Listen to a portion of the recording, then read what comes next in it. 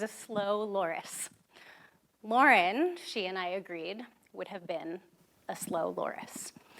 In the pre-social media era, we used to entertain ourselves with conversations like, what animal would you be and why? Lauren was definitely a slow Loris, which, true to its name, is slow. She was unfazed, steady, and calm. I, on the other hand, was a prairie dog, unpredictable, on the move, on the edge of chaotic.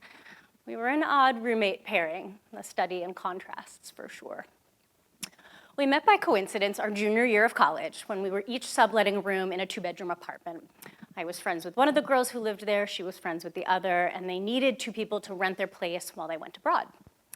We met each other just once ahead of time to suss each other out, and then 3 months later, we moved in. Brand new roommates, and brand new friends.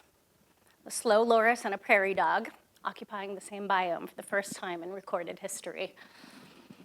Despite, or maybe because of our differences, we were excellent roommates. I was up for an adventure, like looking above the attic door to see what was making that scratching noise and eating our cereal. It was a rat, and Lauren cowered while I assumed the role of the brave one. She taught me to slow down and what self-care looked like. I can remember crying one Friday evening as we got dressed to meet up with friends at the bars. I was overwhelmed and tired and still at the whim of my FOMO. I didn't yet know how to say no to a night out. I remember Lauren standing in my doorway and taking off her earrings. And we stayed in that night, eating frozen yogurt with Cinnamon Life and watching Desperate Housewives. It was exactly what I needed at the time, though I probably could not have articulated it. We did everything differently, but we did it together. We lived together, cooked together, took psychology classes together, ran together, and ate peanut butter out of the jar together. By the end of that year, I had taught Lauren how to fix a toilet, and she taught me how to take a breath. And in between, we stayed up too late and laughed a lot. Something happens in the second half of college, or at least that something happened to us. We had started to work out the kinks, figuring out more about who we were, who we wanted to be, who we didn't want to be.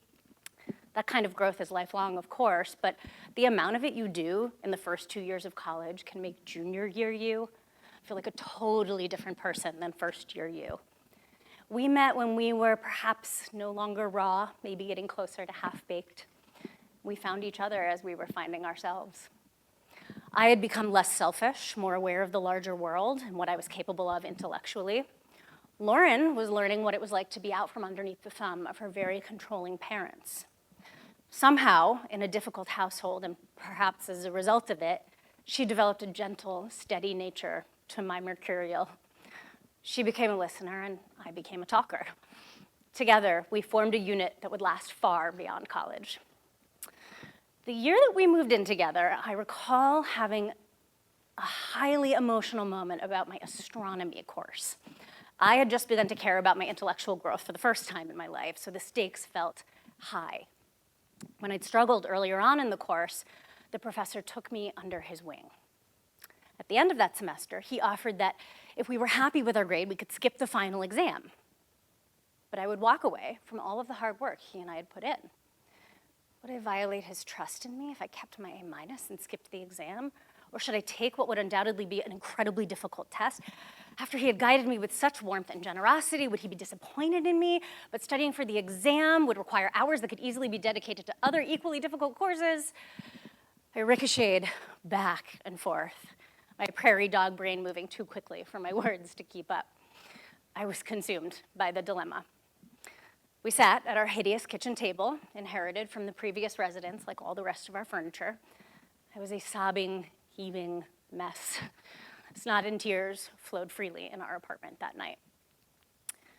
Lauren sat next to me in silence. She let me wail and gnash my teeth. She held my hand, and she said nothing. Eventually, as my sobbing became slow and hiccupy, she began asking gentle questions. And then she waited.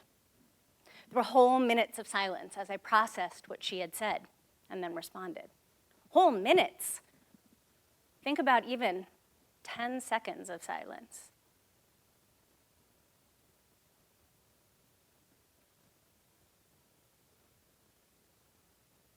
It's a long time. But that silence was a gift.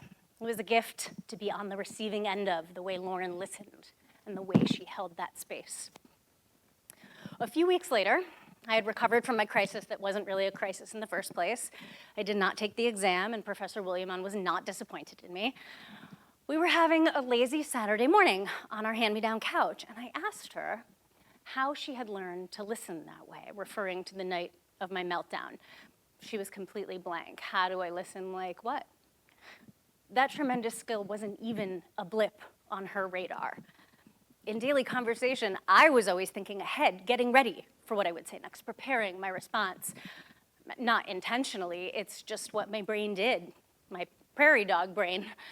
And it turns out listening is just what her brain did. It was intuitive to how she interacted with the people around her and built into the core of who she was. So I watched her, and I mimicked her. And I worked to slow my brain down and my mouth down.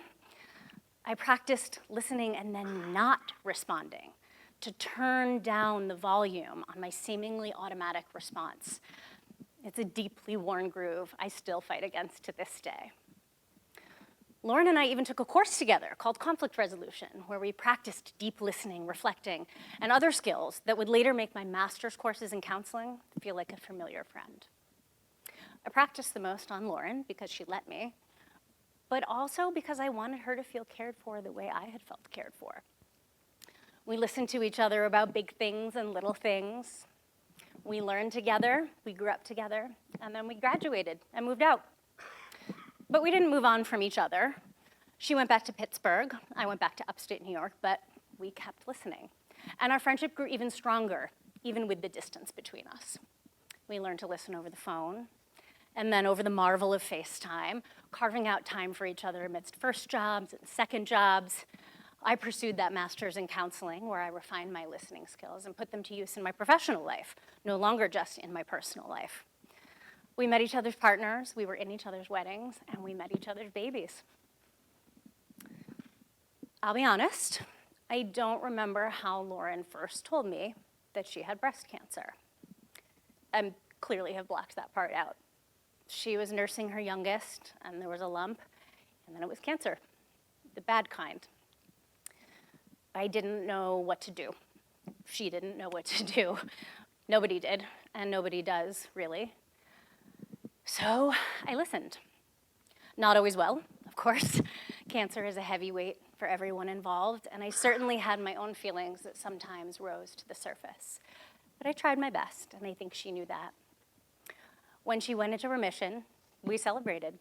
And when it returned, I listened and cried, mostly to my husband, because that wasn't the energy that Lauren needed. And when her husband called me to tell me that it had spread to her brain and that I needed to come right away, I got on a plane to Chicago. Lauren and I talked and listened and stayed up way too late to talk and listen more. It reminded me of those nights back on that threadbare red couch. It was a beautiful time, even when her hair fell out for the last time. My world is smaller without Lauren in it. But every day when students sit in my office, they hear Lauren's voice. You hear Lauren's voice. When I say, tell me more, or wow, that sounds really hard. Or when I say nothing at all, but I'm sitting across from you on that couch making eye contact, that's Lauren. When I lie next to my child in his bed each night and let him talk about whatever train of thought pops into his 10-year-old brain, Lauren is right there too. Without Lauren, I've had to take ownership over that growth for myself. I attend conferences where we practice active listening, acting out challenging conversations in fishbowl exercises. I follow guided meditations to slow my brain down, since her phone calls can no longer serve in that role. I think part of me will always be a prairie dog, but I've adopted some slow Loris tendencies along the way. If you've ever been really, truly listened to by a friend or a partner or a parent or a sibling, you know how it feels. And you may also know that being on the other end, being the listener, is not easy. It takes work. Quieting your own mind to make space for someone else is challenging, especially amidst the flow and noise of daily life.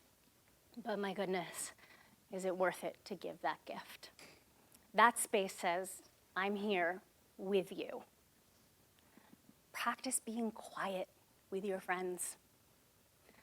Practice being comfortable with not providing a solution, with occupying a space that for many is inherently uncomfortable.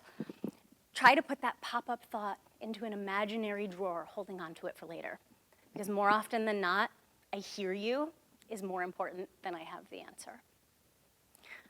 We were so different, Lauren and me. But that's precisely what I'm the most grateful for. And the blessing of her memory will always be in the gift she gave me, because it's not just for me, it's contagious. It spreads when I make space for others, and then when they go out and share the gift of being truly present. Little bits of Lauren spread throughout the world as people carve out space to listen. And in that, her legacy will carry farther and impact more people than she ever could have imagined.